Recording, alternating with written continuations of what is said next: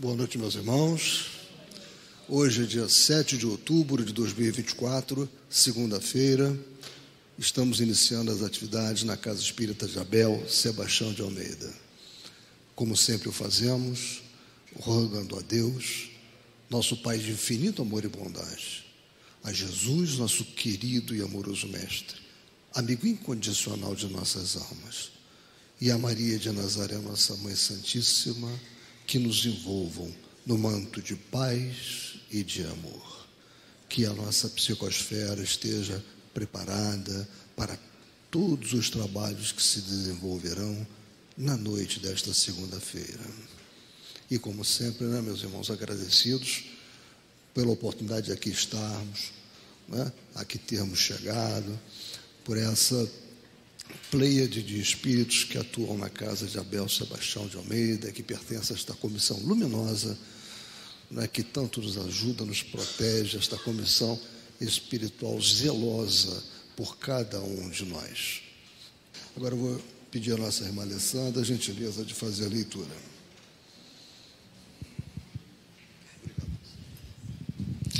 Boa noite, meus irmãos. Em louvor da prece, do livro da Esperança, pelo Espírito Emmanuel, psicografia de Francisco Cândido Xavier. Quando quiserdes orar, entrai para o vosso quarto e fechada a porta. Orai ao Pai, no íntimo, e o Pai que vê, no íntimo, vos recompensará. Jesus, Mateus 6:6. Orai, enfim, com humildade, como publicano e não com orgulho.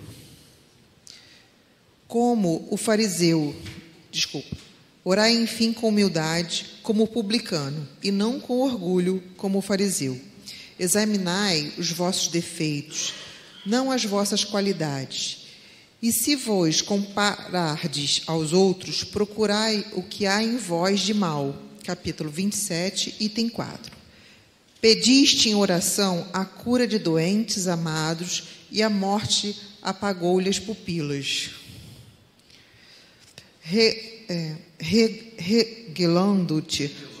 Regelando-te o coração. Obrigada. Solicitaste o afastamento da prova e o acidente ocorreu, esmagando-te as esperanças. Suplicaste a sustentação da moléstia e a doença chegou a infligir-te deformidade completa. Imploraste suprimentos materiais e a carência te bate à porta.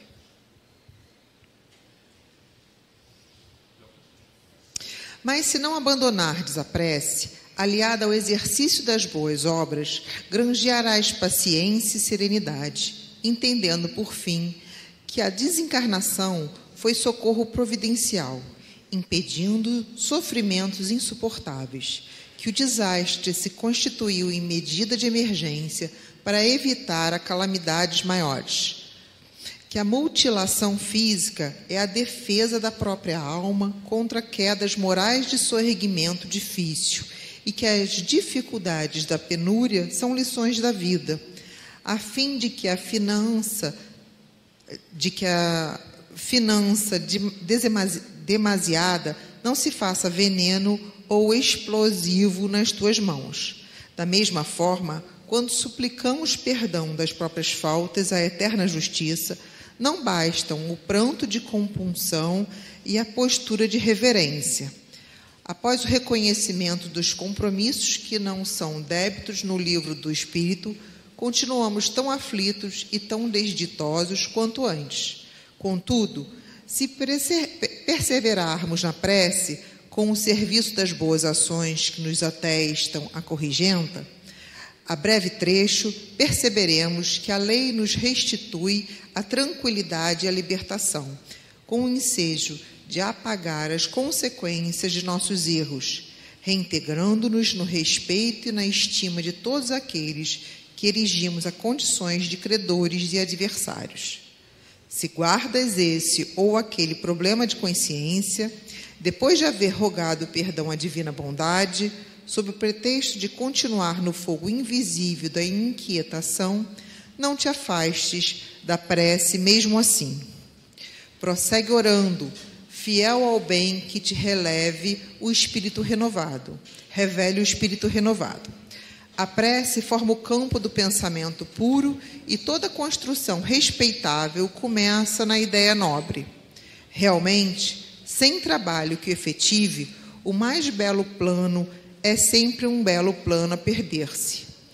Não vale prometer sem cumprir. A oração dentro da alma, comprometida em lutas na sombra, assemelha-se à lâmpada que se acende numa casa desarranjada. A presença da luz não altera a situação do ambiente desajustado e nem remove os detritos acumulados no recinto doméstico. Entretanto, mostra sem alarde o serviço que se deve fazer. Graças a Deus. Obrigado. Que bom.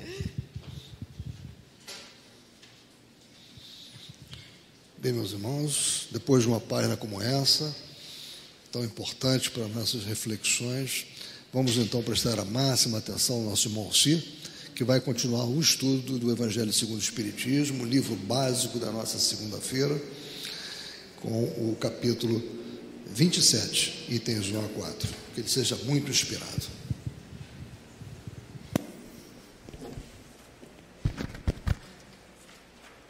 Boa noite, meus irmãos. Que Jesus, o nosso meigo amado mestre, nos ampare e sustente na noite de hoje.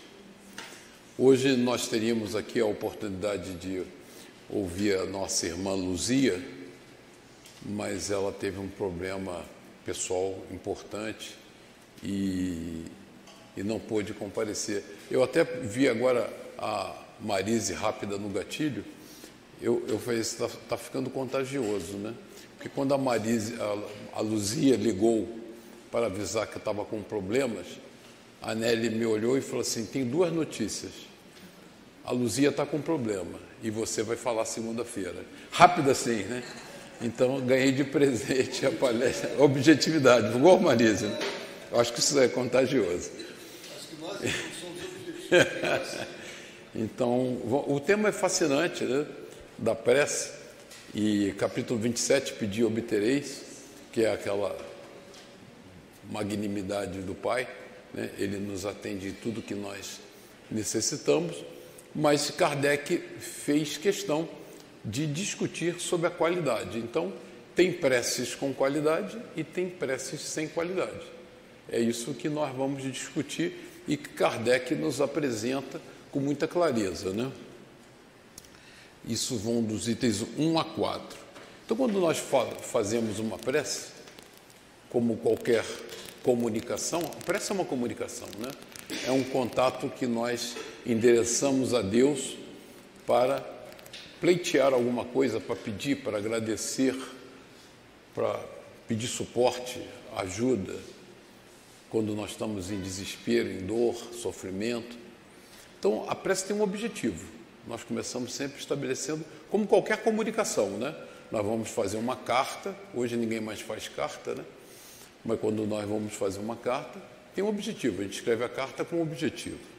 Tem um destinatário. Na prece é sempre Deus. Lógico que nós temos toda uma estrutura espiritual, uma hierarquia, e existem os prepostos que vão atender a nossa prece. Nós vamos trabalhar um pouquinho isso aqui na qualidade da nossa prece. Nós endereçamos sempre a Deus, nosso Pai, que é todo poder e bondade, mas tem todos aqueles emissários que vão receber, acolher e trabalhar a nossa prece. Tem um conteúdo, nós temos um conteúdo da prece, né? Que nós temos que formular. Kardec vai trabalhar sobre isso. É uma comunicação, então essa comunicação tem que ser bem feita. Nós vamos falar como essa comunicação pode ser bem feita, como deve ser bem feita. Tem a qualidade, que é o item que nós vamos discorrer hoje. A qualidade da nossa prece. Ela tem que ser inteligível e tem que ser eficaz. Então, são atributos de uma prece, né?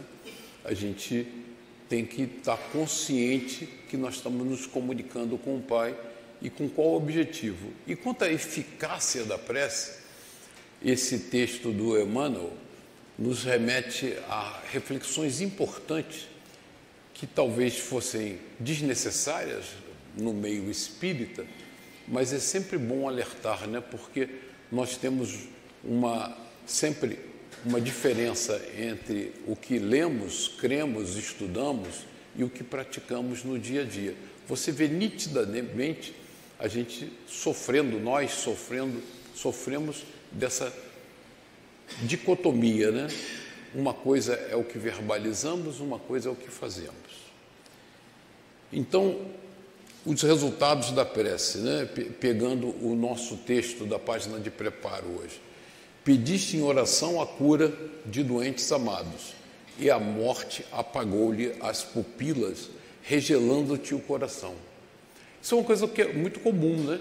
E que frustra, porque eu tenho um parente doente, um ente querido que eu amo profundamente, e orei, me postei em oração fervorosa a Deus, e ele desencarnou no dia seguinte.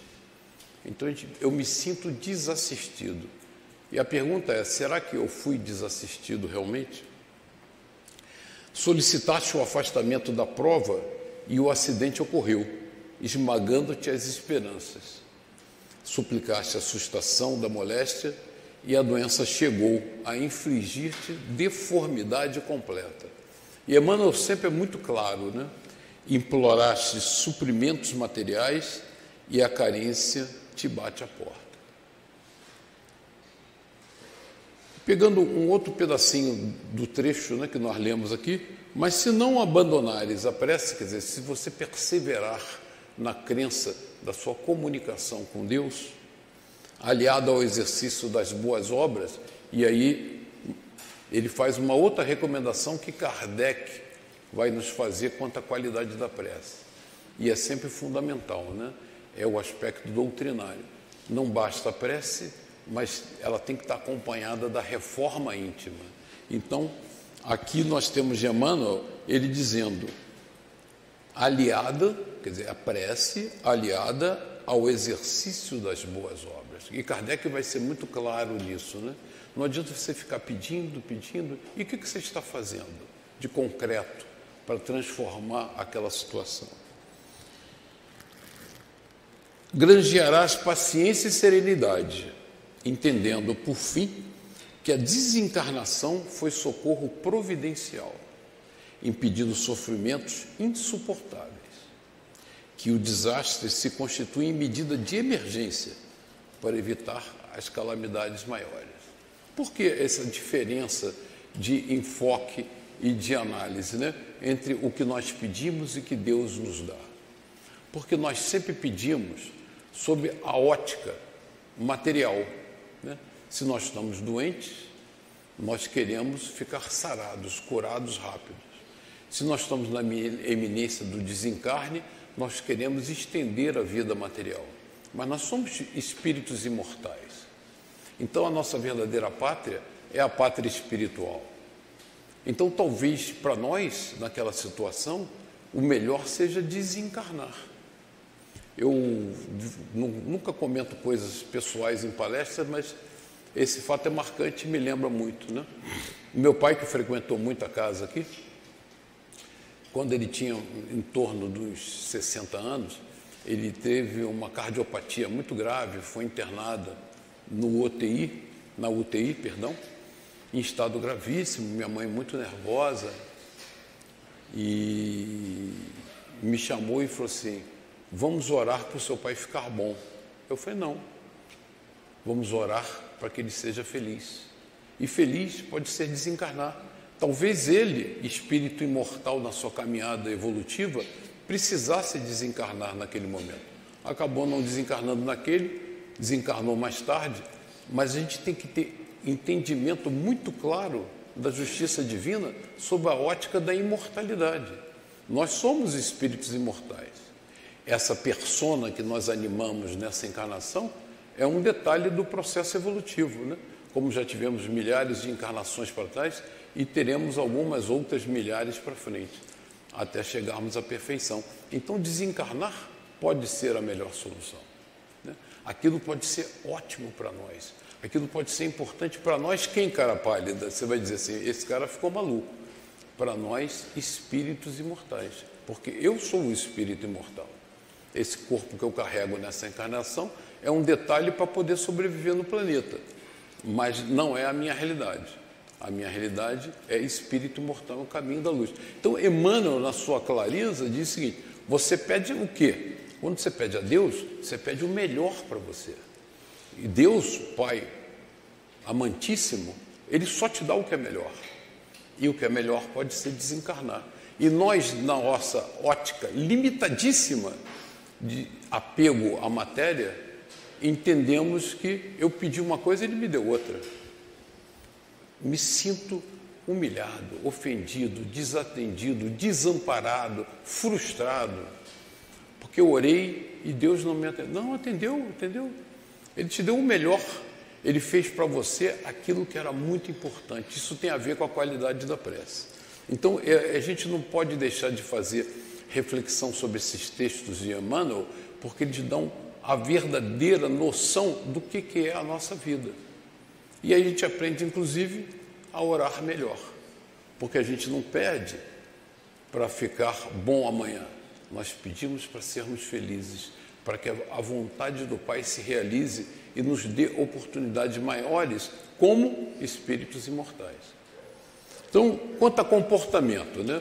Você sabe que Jesus, ele fazia um combate bastante importante contra os fariseus, porque os fariseus eram apegados à forma, aos protocolos, às coisas do dia a dia, né? E Jesus pregava o amor, a verdadeira caridade.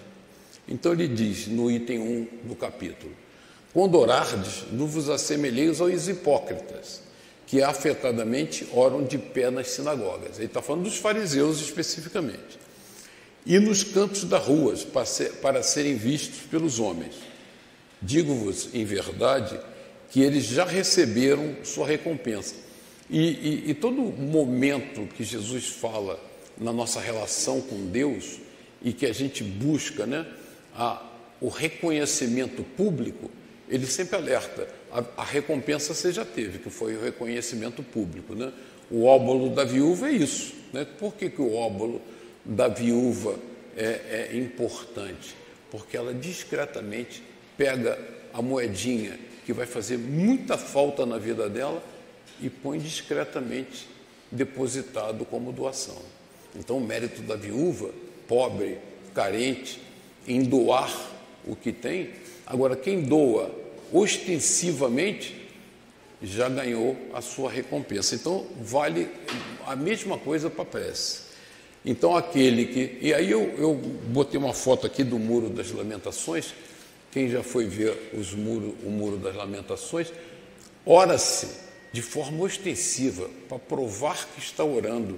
No outro dia até, eu estava vindo de Friburgo para o Rio de Janeiro, eu até dei uma paradinha na estrada para ver, tinha um grupo reunido na beira da estrada, e estavam, na verdade, todo mundo, um sol danado de terno, orando no meio da estrada. Para que isso, né? Qual é o objetivo? Ostensivamente. Quando quiserdes orar, entrai para o vosso quarto. Eu grifei o vosso quarto, né? Quem é o quarto? É o nosso interior, né? Eu costumo orar no metrô, eu costumo orar no carro, sentado, eu sento ali, estou esperando, eu faço uma prece, a prece para dentro. Ninguém sabe nem que você está orando, né? Às vezes as pessoas pensam que você está cochilando, não importa. Você está ali, faz sua oração, quer dizer, o quarto é o seu interior, o mais íntimo, sem nenhuma denotação de que você está querendo parecer melhor que alguém. E fechada a porta, né? Fechada a porta é se isolar do mundo exterior, orai a vosso Pai em secreto. E vosso Pai que vê o que se passa em secreto, vos dará a recompensa. E aí não podemos esquecer as palavras de Emmanuel. Qual é a recompensa? O que é importante na sua evolução, como espírito.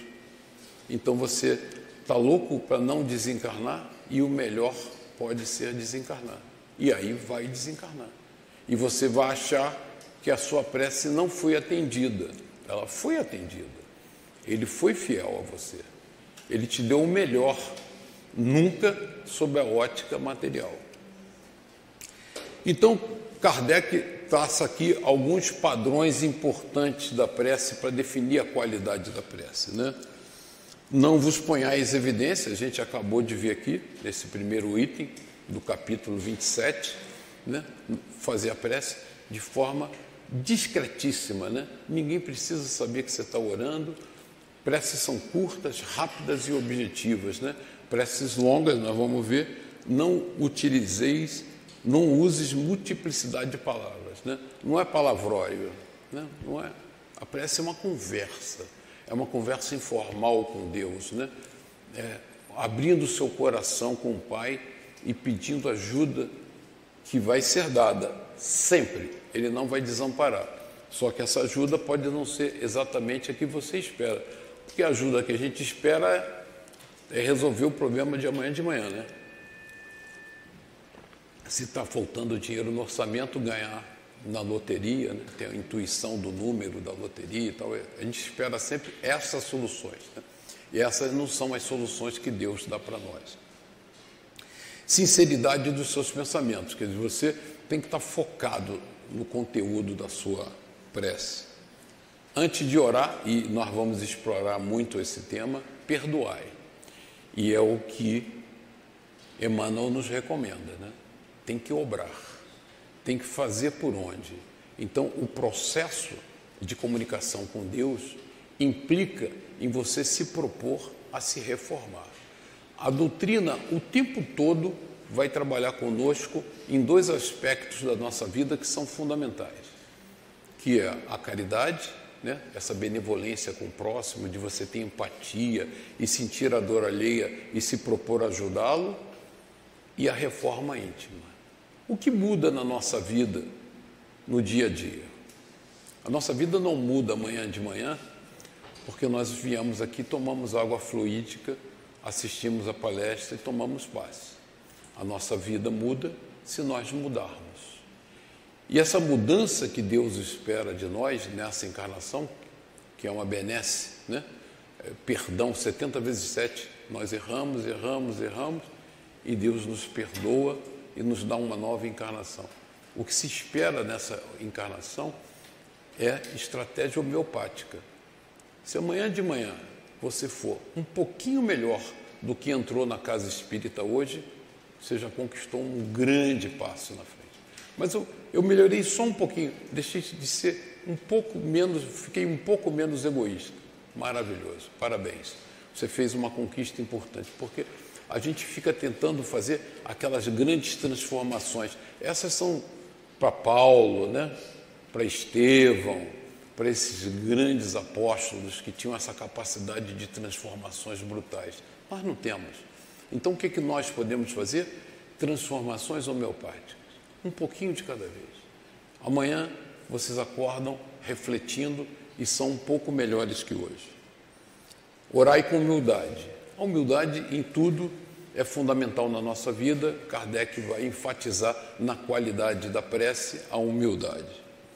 Examinai os vossos defeitos. Isso está muito, né, em consonância com perdoar. Porque a gente só perdoa se nós entendermos. Porque na nossa vida, no dia a dia, né, nos atritos sociais que nós temos, familiares, sociais e tal, você pode analisar as pessoas quando elas estão muito aborrecidas, que tiveram um problema grave, ela sempre acha que ela tem a razão e o outro é culpado. Eu nunca vi ninguém chegar e dizer assim, estou tendo um problema grave, eu sou culpado e gostaria de resolver. Não, todo mundo aponta o dedo para o outro é culpado e eu estou sofrendo por causa disso. No dia a dia, no vizinho, na família, no trabalho, no emprego, na casa espírita, infelizmente, né, em função do nosso grau evolutivo ainda temos isso, e nós apontamos o dedo com muita facilidade, mas nós nunca fazemos a análise dos nossos defeitos, do que nós... Porque a virtude é o seguinte, na hora que você conhece os seus defeitos, você sabe o que tem que melhorar. A gente tem dificuldade de ser um espírita melhor amanhã? Porque a gente se acha perfeito. Se você perguntar assim, qual o defeito que tem? As pessoas têm dificuldade de dizer que defeitos que tem. Porque ela acha que tem. Eu não tenho defeito, eu sou tão bonzinho. Mas está encarnado no planeta Terra, né? Planeta de provas e expiações. Esse planeta não foi reservado para os bonzinhos. Então nós temos alguns defeitos importantes. Se nós já os reconhecemos, temos facilidades de trabalhar eles. Se nós não reconhecemos que temos um problema, como resolvê-lo? E procurai o que há em vós de mal. Então vamos ver como que Kardec trabalha isso e vamos falar primeiro, vamos começar do início, né? Como é que nós transmitimos a nossa missiva, né? Como se falava, né? Nosso pedido, nossa solicitação a Deus, através do cérebro, né? A gente também tem dificuldade. Eu me lembro quando mais jovem, então foi há muito tempo atrás, eu participei de um campeonato de xadrez epistolar. Chamava-se campeonato de xadrez epistolar. Você jogava xadrez contra uma pessoa, tinha um papel com as peças e você marcava o movimento, selava e enviava a carta. Você imagina, com a eficiência do nosso correio, a pessoa recebia semanas depois, marcava a resposta dela e mandava de volta. E demorava semanas. Você esqueceu por que você fez aquele movimento, você nem lembrava mais. E era um jogo de maluco. Eu tive que abandonar por várias incompetências minhas e até porque eu não conseguia acompanhar aquilo. Demorava muito. Na nossa cabeça, não. Quando a gente faz uma prece, o nosso contato é imediato. Por quê? O nosso cérebro, ele emite campos elétricos poderosíssimos, né? Acordado ou dormindo, todo esse processo de sinapse. Então nós temos os campos elétricos que existem por ações das milhares e milhões de sinapses que nós fazemos ao pensar, fora os campos que envolvem o nosso cérebro humano. Isso exterioriza todo um padrão vibratório que alcança a espiritualidade. Então nós vamos usar dessa nossa capacidade cerebral para alcançar os mensageiros do Pai, esses irmãos, né, esses espíritos superiores, e vamos peticionar. Emmanuel também, voltando no Mecanismos da Mediunidade, ele pergunta o seguinte: como se exprime no cérebro humano a corrente mental? André Luiz, perdão. André Luiz nos responde: no homem, a corrente mental assume feição mais elevada e complexa. No cérebro humano, ela não se exprime tão só à maneira de impulso necessário à sustentação dos circuitos orgânicos, ou quê? Não é para manutenção do corpo no dia a dia, é pensamento contínuo, fluxo energético incessante, revestido de poder criador inimaginável. Então, a nossa capacidade de criar e gerar energias positivas pelo pensamento, e a prece é uma grande oportunidade para isso, que nasce nas profundezas da mente, em circunstâncias por agora inacessíveis ao nosso conhecimento. Então, nós vamos endereçar a nossa prece a partir da nossa concentração, da nossa clareza, do nosso desejo, e vamos acionar o nosso cérebro para gerar essas energias maravilhosas que nós somos capazes de gerar para serem percebidos pelos espíritos superiores. E aí, continuando, pergunta-se a André Luiz, ainda no Mecanismos da Mediunidade: as radiações decorrentes do nosso pensamento afetam as pessoas que estão próximas a nós? Sim, evidenciam-se essas radiações de maneira condensada. Então, são inclusive as formas, pensamentos que nós geramos pelo nosso pensamento, né? Até um ponto determinado de saturação, contendo a essência e imagens que lhe configuram os desejos. Então, quando nós configuramos o desejo da prece, de um pedido formal, de um agradecimento a Deus, nós exteriorizamos o nosso mundo íntimo em processo espontâneo de autoexteriorização. Ponto esse do qual a onda mental se alonga adiante, atuando sobre todos os que com ela se afinem. E aí tem um ponto importante, porque afinidade e sintonia vibratória é chave. Então, se a nossa prece tem qualidade, ela se endereça, o endereçamento dela é a espiritualidade superior. Se nós fraquejamos naquele momento, nós vamos atingir a outros espíritos que não a espiritualidade superior. Que se afinem e recolhendo naturalmente a atuação de todos os que revelem simpáticos, né? Assim começam os grandes processos obsessivos. Desse modo, estende a própria influência à feição do campo proposto por Einstein. Diminui com a distância do fluxo consciencial emissor, tornando-se cada vez menor, mas a espraiar-se no universo infinito. Então, nós temos a capacidade de gerar ondas vibratórias importantes e acessar o universo infinito. E aí, uma brincadeira simples de ressonância que a gente faz na escola, que é o seguinte: nós pegamos 2 copos iguais, de preferência um copo de cristal, que é mais fácil, colocamos o mesmo volume de água e batemos no copo da esquerda. O que vai acontecer? O copo da direita vai vibrar igualzinho da esquerda, apesar de nós não termos tocado. Isso é uma experiência simples que a gente faz na escola, que fala sobre ressonância, que é sintonia vibratória. Então, quando nós elevamos o nosso pensamento ao alto, nós sintonizamos com quem? Com aqueles que nós endereçamos o nosso pensamento. Então, se nós não temos qualidade na vibração que nós estamos emitindo, nós não vamos sintonizar com espíritos superiores, né? E só para a gente não pensar que isso é uma brincadeira de escola, eu peguei aqui, esse é só um adereço, né? Essa ponte famosa, chamada-se Ponte de Tacoma, por ressonância com o vento, ela caiu, né? Isso é um caso concreto. Daí a razão, por exemplo, quem por acaso aqui serviu o exército, que uma tropa nunca passa marchando numa ponte. Por quê? Porque o impacto do pé pode gerar a mesma onda de frequência da ponte, entra em ressonância e a ponte vai cair como essa caiu. Então a tropa passa sempre caminhando, nunca marchando sobre uma ponte. Então tem razões físicas concretas. Então quando a gente fala em associação vibratória, em sintonia vibratória com nossos irmãos espirituais, nós estamos falando em coisas absolutamente concretas, tangíveis, palpáveis. Não é uma teoria aleatória. E aí temos uma importante recomendação de Kardec, de Mateus, capítulo 6, versículos 5 a 8, que associa as ondas vibratórias ao nosso padrão moral. Não cuideis de pedir muito nas vossas preces, como fazem os pagãos. Não é para fazer uma lista de compras, né?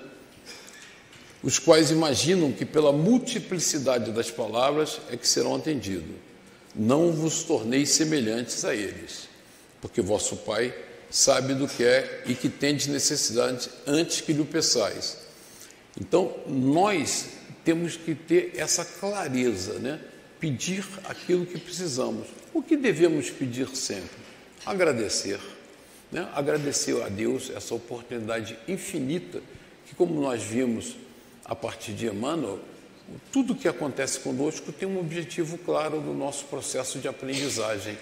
Então, como nós nunca somos punidos, mas somos atendidos nas nossas necessidades espirituais, nós temos que agradecer a Deus que nos deu essa chance de estarmos encarnados aqui, vibrando com Ele. E no item 2, Kardec coloca Marcos, capítulo 11, versículo 25 e 26. Quando vos aprestardes para orar, se tiverdes qualquer coisa contra alguém, perdoai-lhe, a fim de que vosso Pai que está no céu também vos perdoe os vossos pecados. Se não perdoardes vosso Pai, se não perdoardes, vosso Pai que está nos céus também não vos perdoará os pecados. E aí ele entra numa questão importante, né, da nossa prece, da qualidade da nossa prece, que é o nosso padrão moral. Quer dizer, nós não devemos e não podemos, fazemos toda hora, mas não deveríamos orar antes de perdoar. Marcos não fala isso, Kardec enfatiza que o perdão é fundamental na nossa caminhada. Então, quando a gente quer gerar uma prece com muita qualidade e atingir, através das vibrações que nós estamos provocando, as altas esferas espirituais, nós temos que estar com o nosso coração pacificado. E só o perdão nos pacifica, né? Edmundo, me dá uma ajuda aí. Agora, perdão, vamos falar sobre o perdão um pouquinho e a relação dele com a prece. O perdão é um ato de compaixão e graça, que pode ter diversos benefícios, como a liberação do passado, a paz interior e o crescimento espiritual. O perdão também pode ter efeitos positivos na saúde, como reduzir o estresse, a pressão arterial e fortalecer o sistema imunológico. É determinante na qualidade da prece. Então, ao perdoar, nós trazemos um conjunto imenso de benefícios que nos rodeiam, né? E Emmanuel, Pão Nosso, o título do texto é Quando Orardes, Emmanuel nos diz: é por este motivo que Jesus, compreendendo a carência de homens e mulheres isentos de culpa, lançou este expressivo programa de amor, a benefício de cada discípulo do Evangelho. E quando estiveres orando, perdoai. Então Kardec enfatiza muito essa necessidade de que, já que nós estamos endereçando o nosso pensamento a Deus, buscando o seu acolhimento, né? Os seus benefícios, o seu atendimento, perdoa. Perdoa aqueles que lhe ofenderam, né? Está no Pai Nosso. Remédio salutar. E aí, voltando para Emmanuel, em Vinha de Luz, ele pega um texto de Tiago: confessai as vossas culpas uns aos outros e orai uns pelos outros para que sareis. Esse artigo do Vinhas de Luz chama-se Remédio Salutar, fala sobre a nossa saúde pessoal, e Emmanuel começa com esse texto do Evangelho de Tiago, que nos recomenda que nós confessemos uns aos outros as nossas culpas e orais uns pelos outros para que sareis, como forma mágica de saúde e benefícios pessoais. Quantas enfermidades, Emmanuel, pomposamente batizadas pela ciência médica, não passam de estados vibratórios da mente em desequilíbrio? Pergunta dele.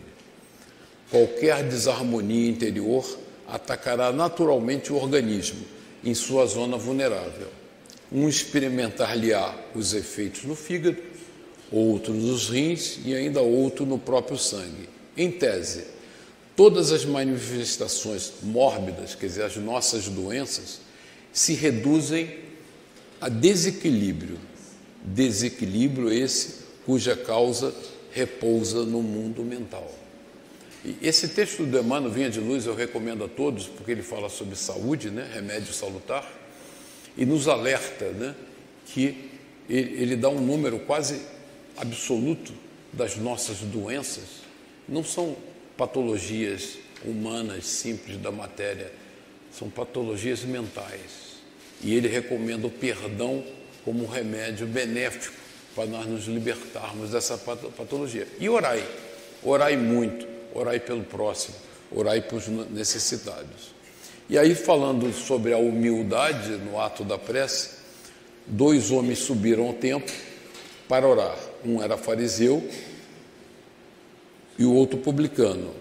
O fariseu, conservando-se de pé, orava assim consigo mesmo: meu Deus, rendo-vos graças por não ser como os outros homens, que são ladrões, injustos e adúlteros, nem mesmo como esse publicano, né, que vocês sabem, aquela dissensão que havia entre publicanos e fariseus.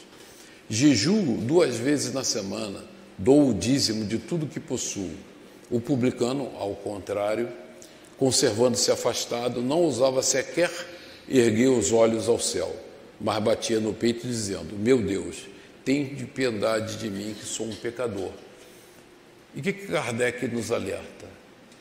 Essa mensagem é clara de Jesus, né? A prece com mais valor é do publicano, né? Apesar de na Bíblia estar recheado de ações contra os publicanos, né? Mas Jesus, inclusive, quando Zaqueu está no sicômoro esperando por Jesus, Jesus desce que jantarei contigo hoje, né? Então, ele não tinha essas barreiras. A capacidade de Jesus era de amar a todos. Então, ele alerta que a humildade no ato de orar é fundamental.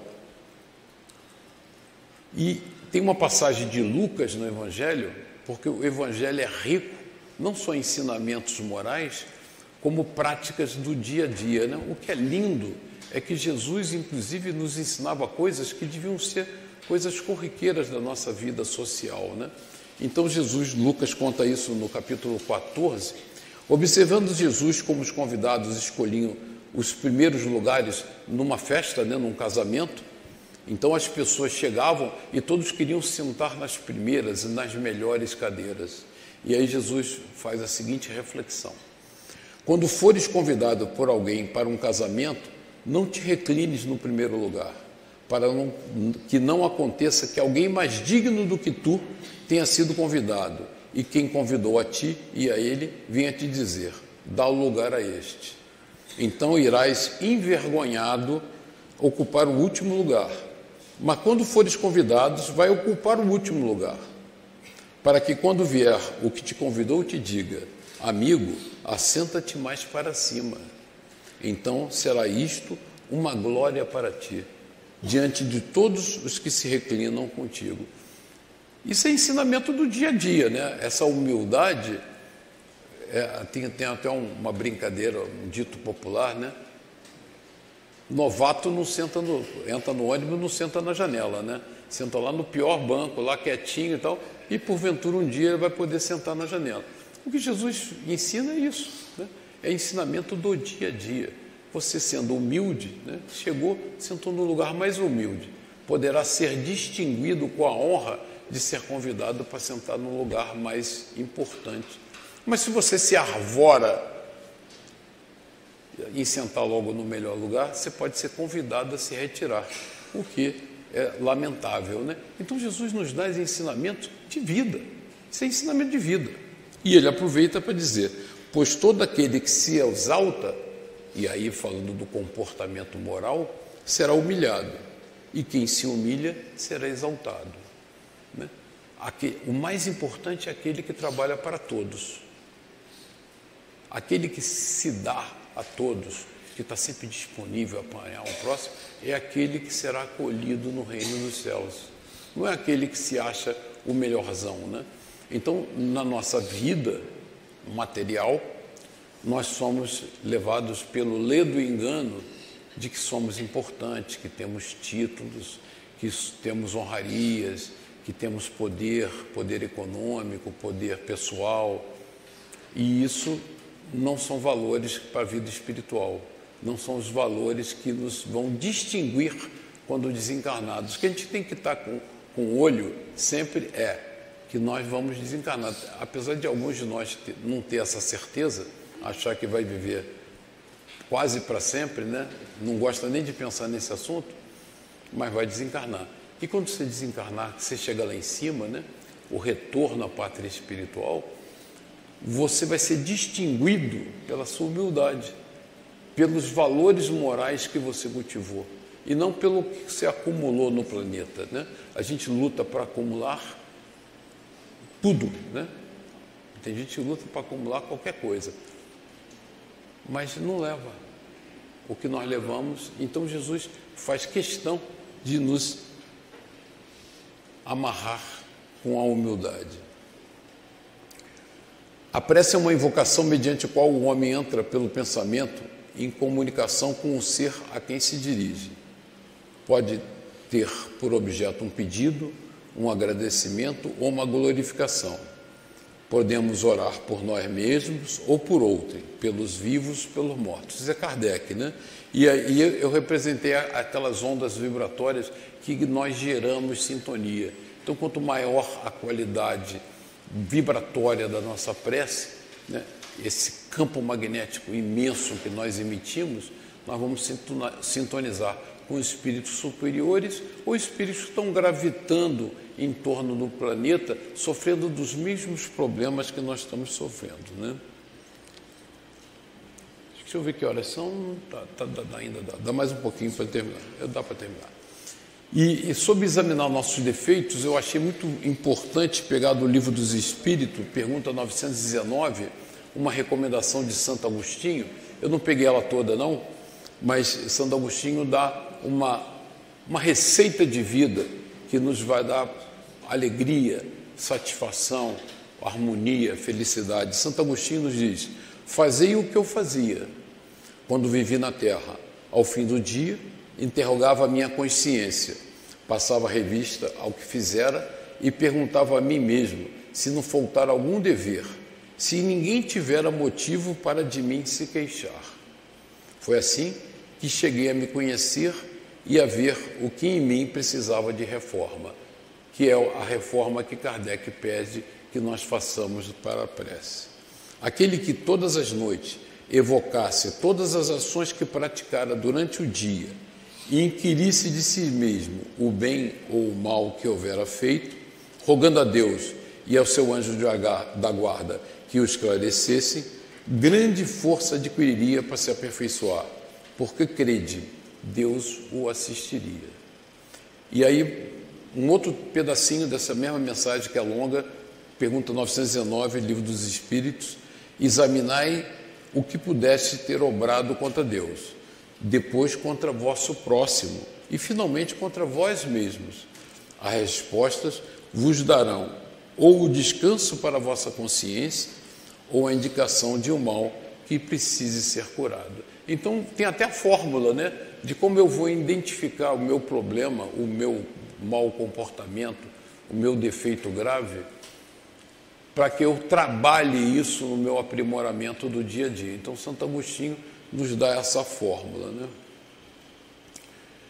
E em Vinhas de Luz, um texto de Mateus: eu, porém, vos digo que não resistai ao mal, que parece uma coisa estranha, né? Não resistai ao mal. E aí, Emmanuel nos esclarece o seguinte: não determinava Jesus que os aprendizes se entregassem inermes às correntes destruidoras. Aconselhava a que nenhum discípulo retribuísse violência por violência. Enfrentar a crueldade com armas semelhantes seria perpetuar o ódio e a desregrada ambição do mundo. O bem é o único dissolvente do mal, em todos os setores, revelando forças diferentes. Então, Emmanuel trabalha muito bem nesse artigo do Vinhas de Luz, nos mostrando que o nosso comportamento, a nossa atitude no dia a dia, nunca deve ser motivada pelo olho por olho, dente por dente, né? A lei de Talião, e a gente vê aí no dia a dia, muita gente que fala orgulhosamente, eu já vi batendo no peito: comigo é assim, eu não levo desaforo para casa, bateu, levou. É justamente aqui que Emmanuel nos recomenda novos padrões de comportamento. E esses padrões de comportamento determinam os nossos padrões vibratórios e determinam a qualidade da nossa prece. Reconhecendo antecipadamente que a miopia espiritual das criaturas, continuando o mesmo texto, lhe desfiguraria as palavras, o mestre reforçou a conceituação asseverando: o plano inferior adota padrões de resistência reclamando o olho por olho, dente por dente. Jesus, todavia, nos aconselha a defesa do perdão 70 vezes 7 em cada ofensa, com a bondade diligente, transformadora e sem fim. Então, só reforçando aqui o perdão, a importância do perdão na nossa caminhada. E eu fiz aqui, só para terminar, agora é o último slide, Hermínio Miranda, no seu livro A Memória e o Tempo, faz uma comparação da nossa arquivo espiritual, né? Porque nós, no nosso perispírito, vamos arquivando todas as experiências de vida das diversas encarnações, né? Então nós temos como um disco rígido diversos setores e diversas trilhas, e nós temos a trilha exterior, a mais próxima, né? Que é o consciente, é a vida do dia a dia, é a nossa vida. E nas camadas mais inacessíveis desse disco, nós temos o inconsciente, que são as memórias de vidas passadas. E lá no núcleo central, nós temos o nosso instinto animal, que foi muito importante para nós na nossa caminhada evolutiva, quando nós estávamos passando do reino animal para o reino hominal. E no início da nossa vida, como seres humanos, esses instintos foram muito importantes para a nossa preservação. E nós cultivamos ele, né? E todos esses atos de violência, de vingança, vêm desse núcleo instintivo que nós trazemos de épocas imemoriais. E nós somos presos na armadilha da evolução, porque nós deixamos esse núcleo instintivo se manifestar com muita frequência no nosso comportamento. Nós já estamos muito afastados dessa fase e deveríamos estar nos comportando como espíritos que caminham para o mundo de regeneração, que já superaram todas as lembranças desses núcleos instintivos e se comportam dentro de padrões cristãos, não porque são bonzinhos, porque é o caminho da felicidade, é o caminho da paz, é o caminho da saúde, é o caminho da alegria, é o perdão, a caridade e o amor que nos constroem como seres novos, luminosos, que poderemos habitar um planeta melhor e mais harmonioso. E esse planeta que nós tanto almejamos, porque a gente reclama muito da situação que vivemos, ele vai ser possível ser alcançado a partir da transformação individual de cada um de nós. Não vem de fora como fórmula mágica, vem de dentro, com a transformação de cada um de nós, transformando num ser novo que vai criar um mundo novo e agradável para nós vivermos. Muito obrigado.